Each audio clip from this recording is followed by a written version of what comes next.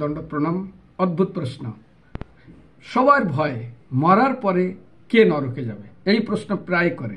তো এই প্রশ্নের উত্তরে আমি শ্রীমদ্ ভাগবতমে 6ষ্ঠ স্কন্ধের 3য় অধ্যায় 29 নম্বর শ্লোকে যমরাজ তার যমদূতদেরকে বলেছিলেন কাদেরকে কাদেরকে আমার এই নরকে নিয়ে আসবে।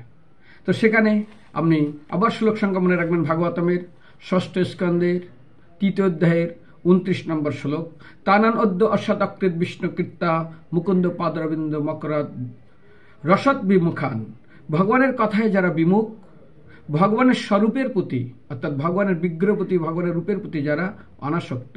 2 নিষ্কিঞ্চনা নাম পরমহংস কুলেই রসজ্ঞই অজস্রম যশৌ।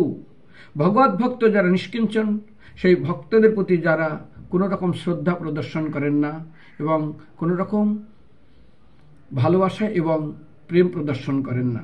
3 গৃহে নিরয়ে বদ্ধতে তৃষ্ণা। যারা গৃহে আসক্ত এবং বদ্ধ হয়ে আছে, শুধু তাই না, আসক্ত না, বদ্ধ হয়ে নাই, স্ত্রী পুত্র আদিতে আসক্তির উপর তৃষ্ণা দিন দিন বৃদ্ধি করতে থাকছে এবং ধন সম্পত্তি আদিতে আসক্তি এবং লোভাতুর। ধন সম্পত্তি আছে, আরো কি করে হবে, যাদের ঘরে ভগবত কথা কীর্তন হয় না।